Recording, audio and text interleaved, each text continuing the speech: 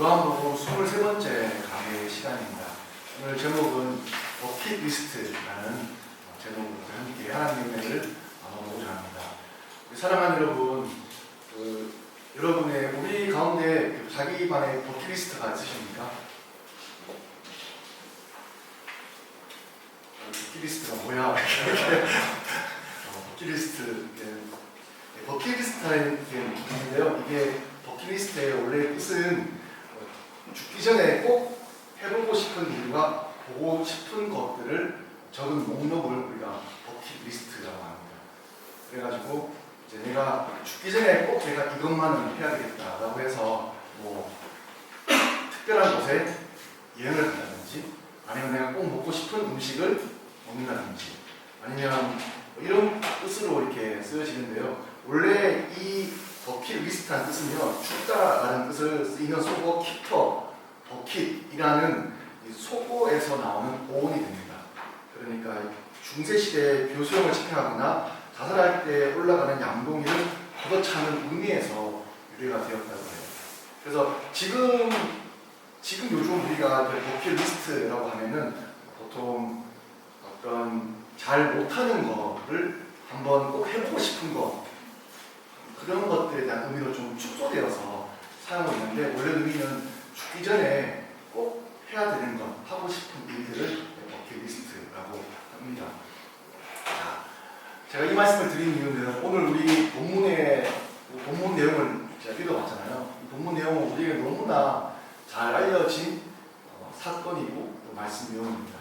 세족식이죠.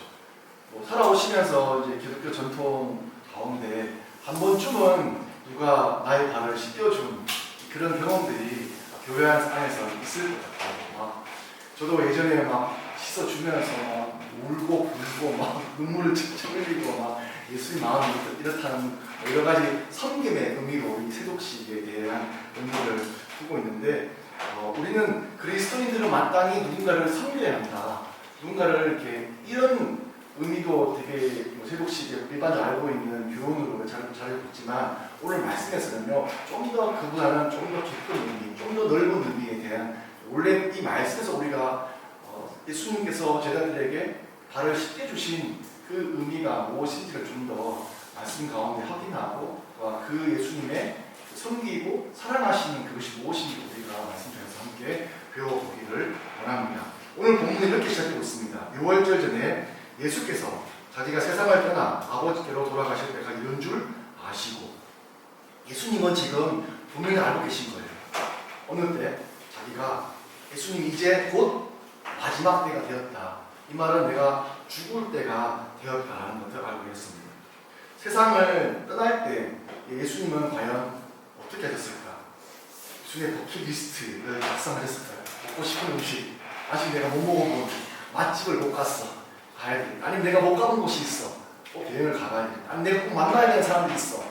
그런 버킷리스트를 한 게 아니라 1절을 읽어보면 이렇게 말씀하고 있습니다. 6월절 전에 예수께서 자기가 세상을 떠나 아버지로 돌아가실 때가 이런 줄 아시고, 세상에 있는 자기 사람들을 사랑하시되 끝까지 사랑하십니다. 마지막 때가 이런 줄 아시고 예수님께서 하신 예수님의 버킷리스트는 자기 사람들을 사랑하실 때 끝까지 사랑하신 그 사랑이었습니다. 바로 예수님에게서 할 버킷리스트는 바로 사랑이었죠. 예수님은 마지막 순간에 선택한 것은 바로 사랑이었습니다. 사람은 죽기 전에 가장 소중한 것을 생각하죠.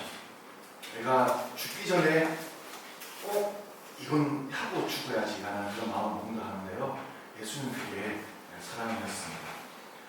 우리는, 그리스도인들은 예수님을 따라가는 사람들입니다. 예수님을 사랑하는 사람들입니다. 우리가 예수님을 사랑하는 그리스도인이라면 우리의 버킷리스트는 예수님이 그러셨던 것처럼 사랑입니다. 우리가 마지막 인생을 다하고, 아니 지금에 살아가는 모든 삶 가운데 우리가 지금 어떤 모습으로, 어떤 모양으로 어떻게 해야 되는 그 중심은 바로 사랑입니다. 그래서 우리를 기독교는 사랑의 종교라고 하죠. 하지만 세상이 말하는 그 사랑이 아니라 예수님이 말씀하신 그 사랑의 본질을 아는 사람이 바로 그리스도인들이고, 우리의 버킷리스트는 마땅히 사랑이라고 예수님은 말씀해 주고 있습니다. 자기 사람을 끝까지 사랑하시는 예수님의 그 사랑의 모습이 담긴 이 세도식을 통해서 우리가 그 예수님의 사랑을 받고 우리도 예수님 사랑을 할 수 있는 인생을 살아가기를 원합니다. 자, 그러면 예수님의 그 사랑은 우리가 어떤 모양, 어떤 모습으로 닮을 수 있을까? 첫 번째는요, 예수님의 뜻에 나의 마음을 맞추는 것입니다. 예수님의 뜻에 나의 마음을 맞추는 것입니다. 오늘 예수님은 제자들의 발을 씻겨 주시죠. 근데 이 발을 씻기는 것은 그 당시 예수님의 그 시대에는 아무나 하는 일이 아니라 오직 노예만이 하는 일이었습니다. 누군가 발을 씻겨주는 것은 노예가 하는 일이었습니다.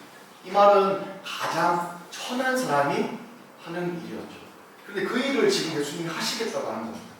모든 제자들이 얼떨결에 예수님 말씀하시니까 발을 이렇게 예수님께 다 내어버린 거예요.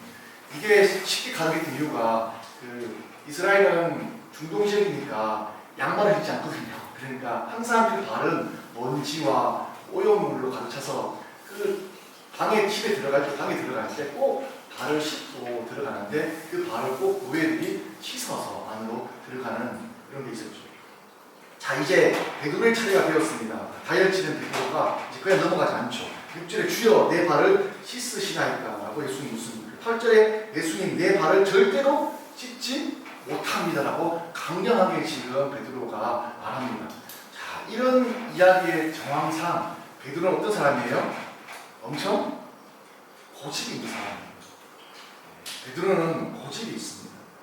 그리고 어떻게 생각해보면 베드로의 행동은 나쁜 행동은 아닙니다.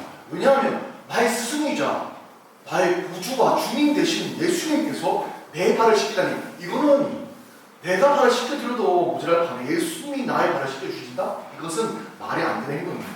자기 기준이 뚜렷하게 있는 사람처럼 보입니다. 지금 베드로는 예수님의 의도가 어떠하든지 상관없이 분명한 자기 기준을 가지고, 자기 생각을 가지고 분명하게 예수님께 거절하고 있습니다. 우리가 보통 도움을 주거나 도움을 받을 때 어떤 게 되냐면, 도움 주는 게 더 쉽습니까? 도움 받는 게 더 쉽습니까? 도움을 주는 게 더 쉽죠. 맞죠? 보통 도움을 주는 것은 그냥 주면 되니까. 근데 사실은 도움 받는 게 쉽지 않습니다. 많은 분들이 도움을 주는 게 어렵다고 생각하지만 도움을 받는 게 쉽지 않아요. 왜 쉽지 않습니까? 어머니 부담스럽죠. 네. 이 사람이 어떤 마음으로 내게 할까? 어떤 생각을 할까? 이거 주면은 나 또 뭐 해야 되지 않을까? 차라리 안 주면 편하게 그만일 것을. 이게 부담인 것이죠. 근데 그것을 내가 받는다 했을 때 어떤 마음이에요? 내가 받은 대로 다시 돌려주겠다라는 마음의 빚을 가진 마음에서 그 사람의 마음을 받아들이는 것이죠. 뭔가를 받아들인다는 것은 쉽지가 않습니다. 우리들은 다 되게 양 같다고 말씀하잖아요. 성경에서. 예수님 우리의 목자 되시고 우리는 양 같다고 말하는데, 양의 가장 중요한 특징 가운데 하나가 뭡니까? 고집이 세다는 거예요. 양이 나쁜 동물입니까? 아니죠. 양이 우리에게 주는 혜택들이 많습니다. 양고기 먹어보셨어요? 진짜 맛있어요. 양털 비싼 털입니다. 네. 근데 양의 특징이 뭐냐면 되게 고집이 세요. 그 말이 뭐냐면 우리가 그만큼 고집이 세다는 말이에요. 우리가 예수 믿으면서 우리의 뜻대로, 우리의 의도대로, 우리의 좋은 마음대로 하는 일들이 굉장히 많이 있거든요. 그래서 내가 생각할 때 성경은 이래! 라고 생각하고 그 뜻대로 움직이는 우리의 고집이 되게 많은 거예요.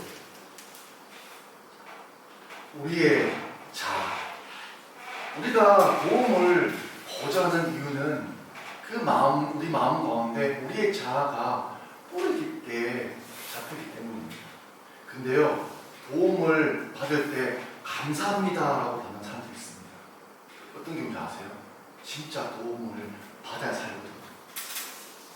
내가 돈 받지 않으면 살 수 없거든요. 지금 마음에 빚을 지고 뭐 이거 상관없이 이걸 받아야 내가 살게 되거든요. 그럴 때는 내 자아가 부끄러운 게 아니라 나는 내가 당신을 통해 내가 살 수 있습니다라는 것들을 밝히는 것이죠. 이게 그리스도인 우리들의 마음이 되어야 됩니다. 우리는 예수님의 은혜가 아니면 살 수가 없습니다 라는 것이 우리의 삶의 고백이죠. 근데 우리는 어떤 마음 가지고 있어요? 살면서 예수님이 아니어도 살 수 있지 않습니까? 그리고 굳이 예수님이 나를 도와주시는 게 어떤 의미가 있을까? 라는 그런 우리 자아가 우리 가운데 가득히 있진 않아요. 진짜 예수님 없으면 죽습니까?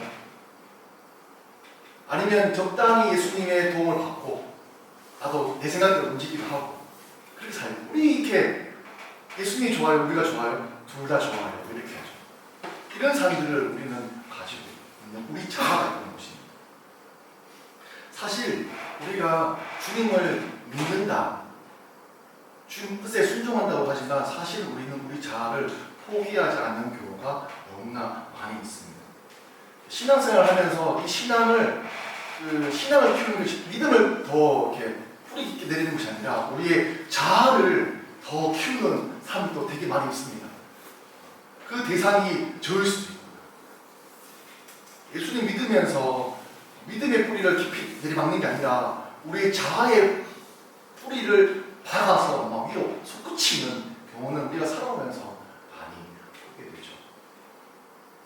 주님이 하시겠다고 하는 일에 내 모습을 내어 바뀌는 것. 그것이 예수님의 뜻에 내 마음을 갖추는 것입니다.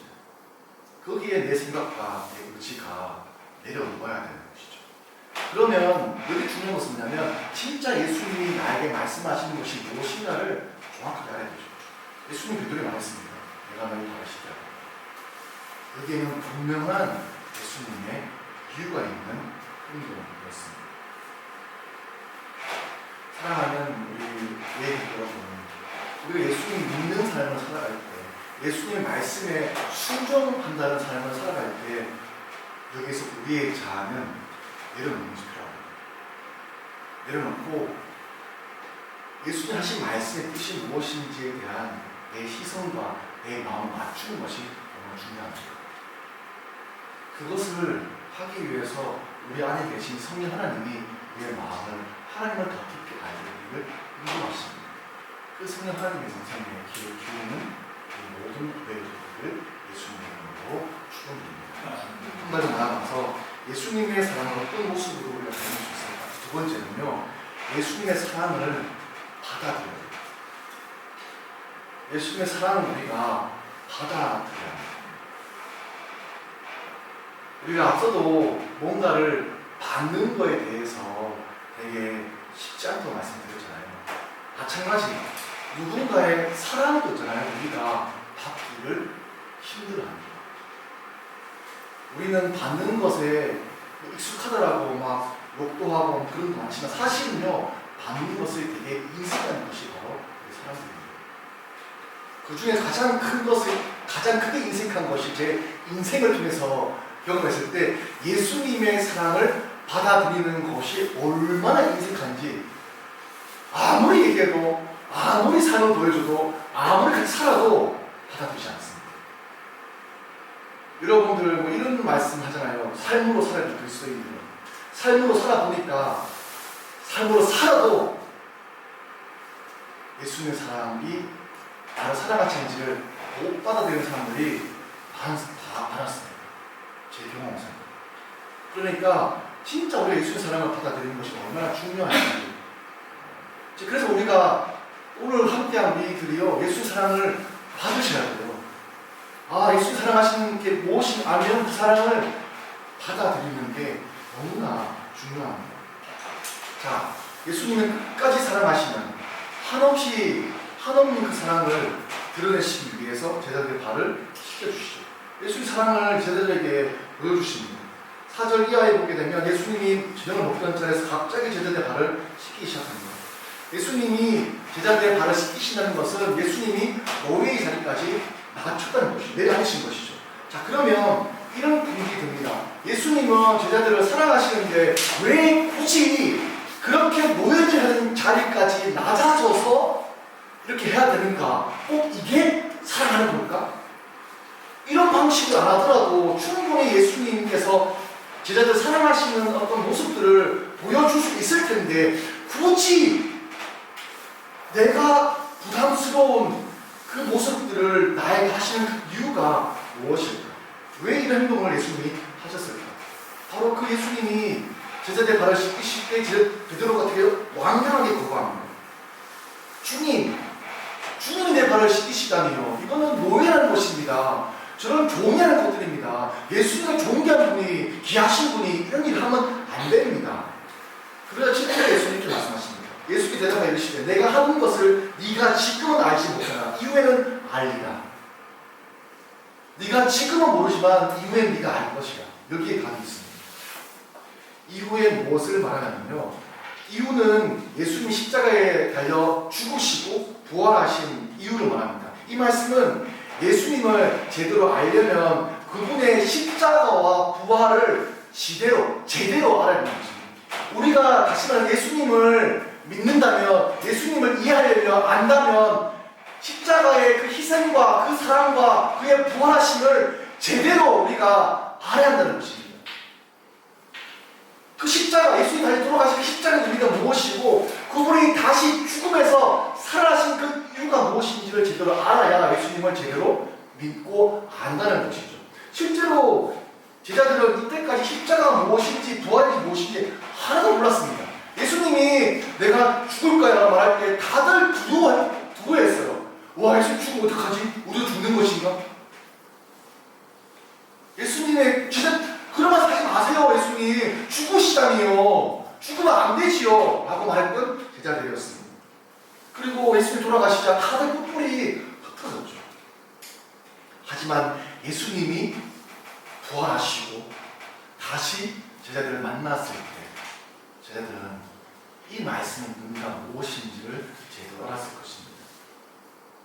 참된 메시아, 구원자는 나아지고 섬기고 자기의 목숨을 버리시기까지 나를 사랑하시는, 우리를 사랑하시는 주님이심을 제자들은 안 것이죠. 그때에서 비로소 그 6월절 마지막 날 밤에 나의 발을 씻겨주시던 예수님의 그 마음, 그 사랑하심을 알게 된 것입니다. 하지만 이런 내용을 베드로가 지금 알 리가 없죠. 예수님이 이후에 알게 될 것이라고 말씀하셨지만 베드로는 자신의 뜻을 굽히지 않았습니다. 그러자 8절 말씀 예수님이 이렇게 말씀하시죠. 내가 너를 씻어주지 아니하면 네가 나와 상관이 없느니라. 예수님 믿는 사람이라면 다 예수님과 우리가 상관이 있는 사람들입니다. 아니, 지금 여기에 예수님을 믿든지 안 믿든지 상관없이 이 예배에 함께 참여한 사람들은 예수님과 다 상관이 있습니다. 내가 이거 왜 왔지? 내가 왜 왔을까? 내 애 때문에 왔을까? 내가 지금 한번 그냥 일요일날, 주일날 한번 생각해 봤을까? 그런 아무런 상관없이 오늘 이 시간을 함께 있다는 것은 다 예수님과 상관이 있습니다. 근데 예수님의 발 씻김을 당하지 않으면 예수님과 아무런 상관이 없는 존재다라고 지금 말씀해 주고 있습니다.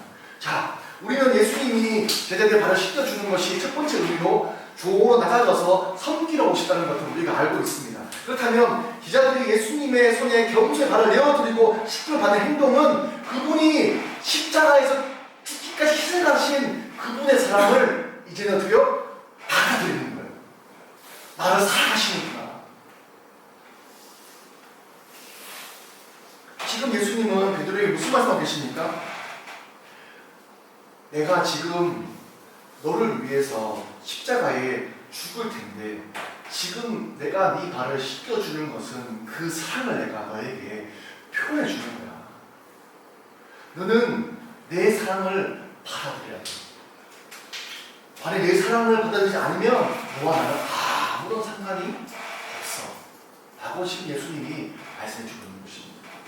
하지만 베드로는 이런 예수님의 마음을 알아요, 몰라요?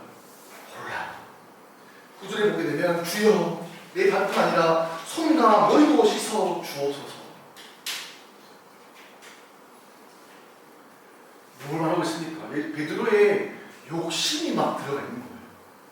주님, 쟤는 다시였죠. 저는 다 씻겨주세요. 다 씻겨주세요. 그 사랑을 차등의 사랑으로 다시 반응하는 베드로의 모습을 봅니다. 그런 베드로에게 예수님은 10절에 이렇게 말씀하시죠. 우리 함께 10절 읽어볼까요? 10절. 자, 시작. 예수께서 이르시되 이미 목욕한 자는 너밖에 씻을 필요가 없느니라. 온몸이 깨끗하니라. 너희가 깨끗하나 나는 아니라 하시니. 지금 예수님 말씀하시는 것은 뭐냐면 지금 누가 더 많이 씻느냐, 누가 지금 덜 씻었다라고 말하는 것이 아니라 예수님처럼 종으로 받아주신 그 사랑을 어떻게 해요? 받아들여요. 그 사랑을 받아들여요. 왜냐하면 그 사랑은 완전하기 때문입니다. 그 사랑은 완벽하기 때문입니다. 예수님의 사랑을 받아들일 때 우리가 살아날 수 있게 되기 때문입니다.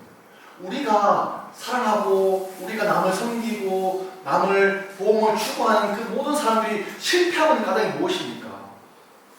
베드로 같은 마음이 있지 않습니까? 내가 뭔가 더 나은 나의 모습을 보여주기 때문에 그런 것이 아닙니까? 아니면 내 마음에 내가 이걸 주는 마음에 어떤 우수한 목적이 있는 것이 아닙니까? 근데요, 예수님이 나를 사랑하신 그 사랑을 받아들인 사람은 비로소 그 사랑이 뭔지를 알게 됩니다. 내 자녀를 사랑하는 것이 이게 내 사랑이었구나 라는 것들을 알게 되고요. 내가 부모님을 사랑한다는 그 사랑이 이게 내 사랑이었구나 하는 것을 알게 되고요. 내 욕심이구나라는 것도 알게 되고요. 온전한 사랑을 받을 때 비로소 그 사랑이 표현될 수 있습니다. 그게 바로 예수님과 상관 있는 사람의 모습입니다. 그 예수님이 지금 우리들을 부르신 것입니다. 예수님이 지금 우리를 부르시는 거예요. 어쩌면 낯선, 갑작스럽게 내가 잘 모르는 사람 같은 예수님이 나를 시켜준다고 마음을 예비했을 때 두려울지도 모르고 의심이 갈지도 모르고 그리고 정말 이게 진짜 사랑일까? 라는 그런 의구심이 될지도 모릅니다. 어쩌면 그 사랑을 받아들이는 것은 내 자존심 상하는 일 수도 있고요. 나에게 부끄러움이 될 수도 있습니다. 예수님의 사랑을 받아들인다는 것은 마냥 내가 생각하기에 좋은 것으로 느끼지 않을 수 있습니다. 하지만 예수님은 온전히 예수님의 사랑을 우리에게 주기 원하십니다. 그 사랑을 받아들일 때 비로소 내가 누군지를 깊이 알게 됩니다. 내가 하고 있는 것이 무엇인지를 알게 됩니다. 그렇다면 왜 주님께 내 자신을 드러내지 못하는 것일까? 그건 우리 가지고 있는 자존심이죠. 내가 나를 놓고 싶지 않은 자존심, 내 마지막 자존심. 근데요, 그 주님께 나의 삶을 받아들일 때 진짜 참된 위로와 참된 평안이 우리 가지고 있습니다. 그게 바로 예수님의 사랑, 그 닮은 모습을 우리가 가질 수 있는 것이죠. 마지막으로 예수님의 사랑은 어떤 모습으로 닮을 수 있을까? 마지막으로 예수님의 사랑으로 우리가 살아야 합니다. 예수님의 사랑으로 우리가 살아야 합니다. 예수님께서는 제자들의 발을 씻기신 다음에 겉옷을 다시 입으시고 정돈하시고 제자들에게 이렇게 말씀하시죠. 12절 말씀에 그들의 발을 씻으신 후에 옷을 입으시고 다시 앉아 그들에게 이르시되. 예수님은 겉옷을 벗고 속옷만 입고 제자들에게 말씀하시지 않습니다.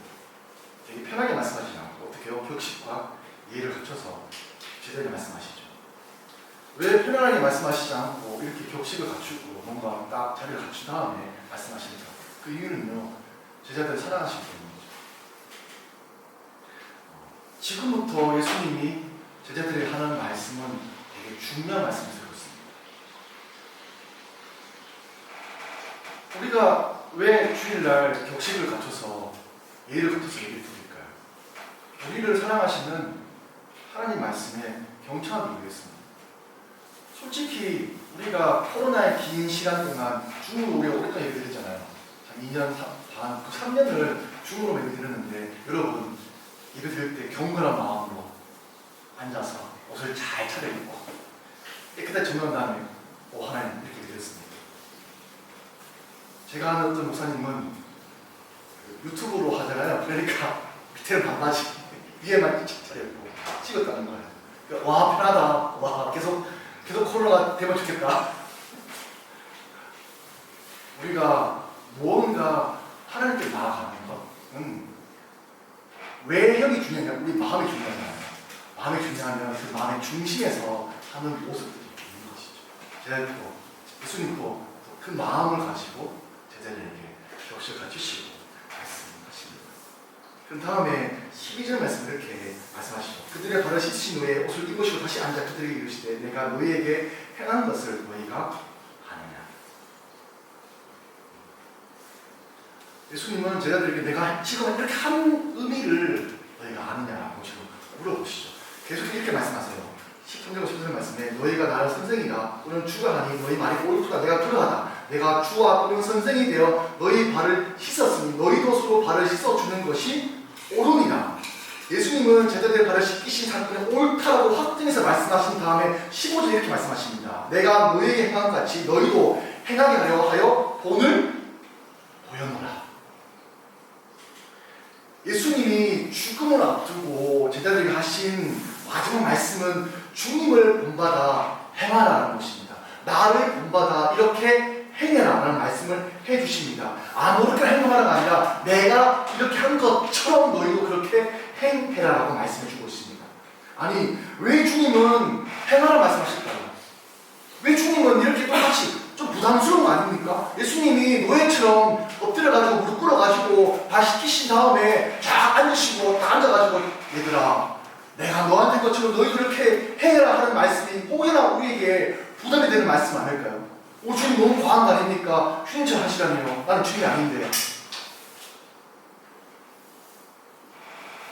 근데 이것이요 참된 믿음이기 때문입니다. 이게 참된 믿음, 이게 참된 모습이기 때문입니다. 이것이 예수님을 닮는 것이기 때문입니다. 주님이 걸어가신 길을 걸어가는 자가 제자라면 성도라면 이 모습이 우리가 가져야 될 모습이기 때문입니다. 어떻게 할 수 있어요? 어떻게 그럴 수 있어요? 라는 이유를 주님은 말씀하시지 않고요. 그냥 이렇게 말씀하시는 거죠. 내가 이렇게 한 이유를 아느냐? 내가 한 것처럼 너희도 내가 본을 보였다. 너도 이렇게 행하라. 이 길이 우리가 그리스도인으로서 성숙의 삶을 살 수 있는 모습을 예수님께서 우리에게 보여주신 것이기 때문이죠. 우리가 굳이 예수님이 이렇게 엎드려서 노예처럼 하신 그 이유는 무엇일까?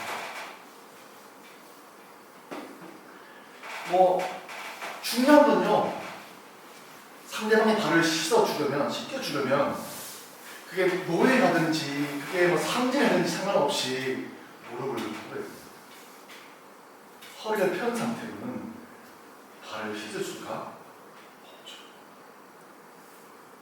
종의 자세와 마음을 찾은 것은 예수님을 하는 것은 불가능합니다. 주님께서 주님을 받아 서로 발을 씻어주라는 것은 그 사랑을 받은 자로 그 사랑으로 섬겨라라고 말씀해 주십니다. 그렇다면 우리가 예수의 사랑을 받은 자라면 어떻게 행하라고요? 우리도 그렇게 낮은 자세로, 낮은 모습으로 종의 마음과 자세를 가져라는 거죠. 이게 비굴해지라는 것은 아닙니다.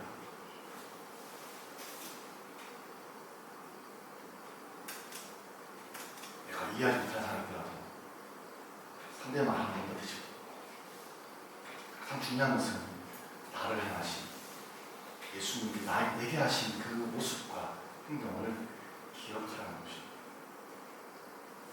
이게 바로 우리가 사랑하는 본질의 모습입니다.